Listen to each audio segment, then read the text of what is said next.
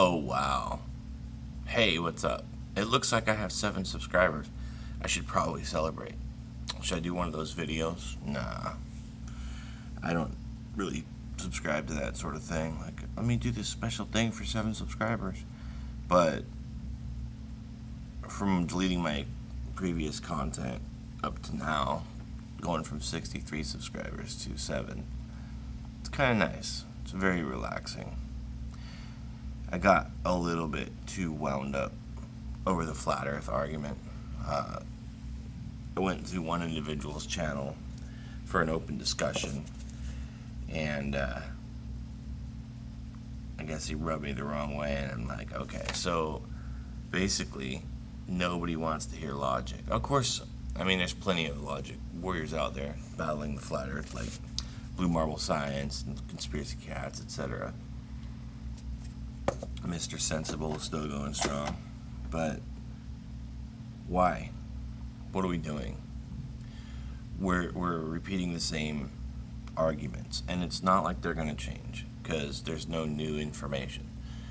It's all been discovered, and yet your flat earthers come along with these videos like these line of sights. Why is there a boat between these 2 oil rigs, which is the latest one? How can we see the horizon in the distance? It's like, at some point you have to realize that you're just plucking away at the wrong shit. Excuse me, I had a hair on my phone or something. See, we don't look for one piece of evidence as a slam dunk, be all, tell all, end all, okay? You can't. And the reason is because your senses, your eyes, all of that, your ears, it'll tell you a part of the story, but it's not a complete story, right? It's a portion of the story. So, we're looking out over a horizon. We can see the horizon clearly above maybe where it should be. It should be below these oil tankers or what have you, because it should be over the curve and yada yada. Since it's not, blah blah blah. At the very least, that would tell us maybe we have the size of the earth wrong or whatever, but it's still not flat because of it.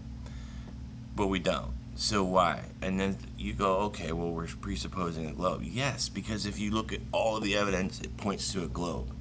So if you come across one piece that doesn't fit, then you have to start asking yourself, why doesn't it fit? And then go back and look over things and realize, okay, something else is going on that we maybe didn't account for. And then you figure out what refraction is. You realize, oh, okay, so light can bend. And what's the significance of that? I feel like none of people tend to openly say it. Light it delivers information, interestingly enough, and it works as such. It hits an object, and then it bends, literally bounces off, changes direction, and then it hits your eye, which focuses that image, and now you can see. If you have eyes that work, that's how vision works. If you don't have light, you can't see anything. So, in context of that, when light is absorbed by certain things, like certain frequencies of light are absorbed by certain colors, right?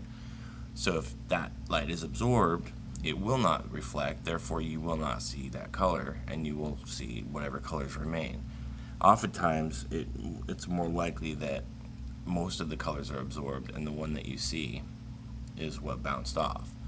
In terms of black is no color, so that means that all of the color spectrum is being absorbed by that, and therefore it looks black. So if you're looking out into space, you see a lot of blackness because there's nothing to reflect. Or if you see blackness where there shouldn't be, where maybe there shouldn't be blackness, there's an object there, it's a different kind of blackness. That means that there's an object there that's absorbing all of the light spectrum.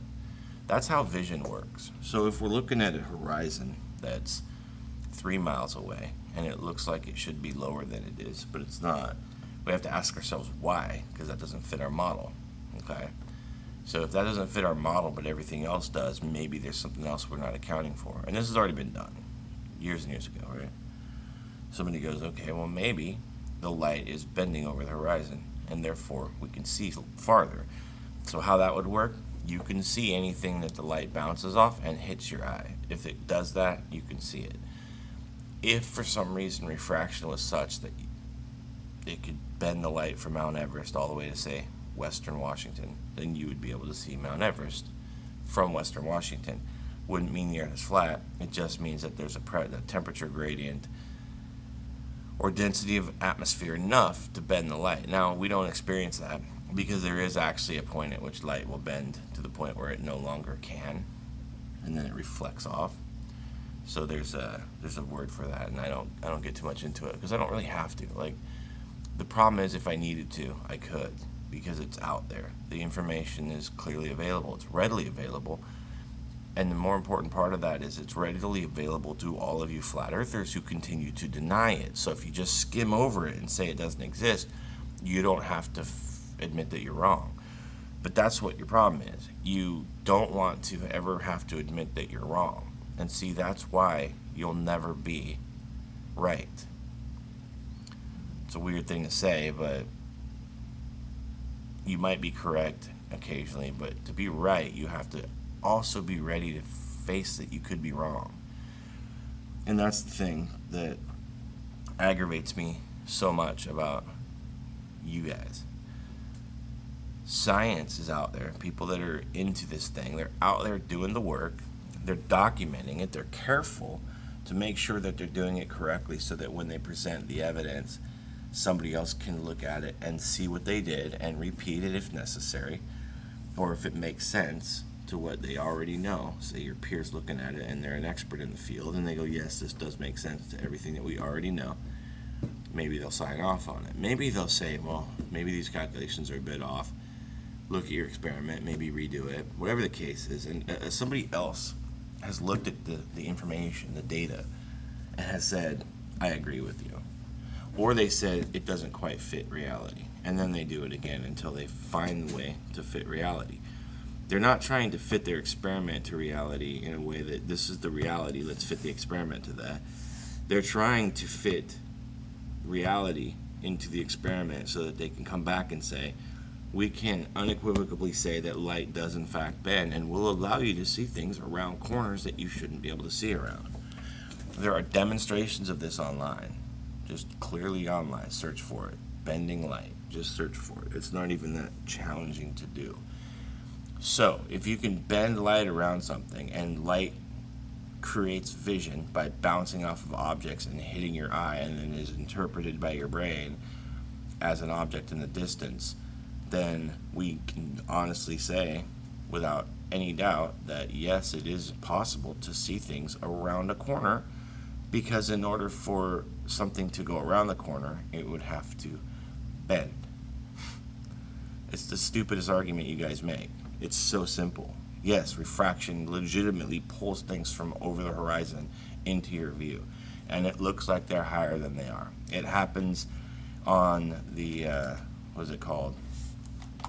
There's a special word for that eclipse, where on one side of the Earth you can see the sun, selenium, let me look it up because I can't remember what it's called exactly.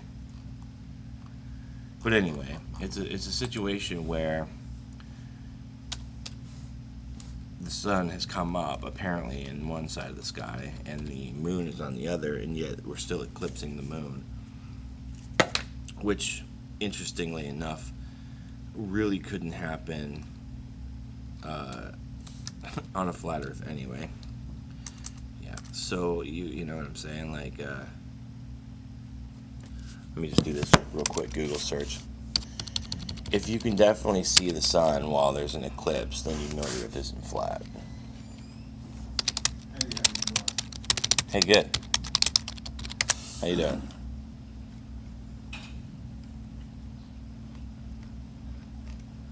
You wouldn't be able to help me get back into my systems, my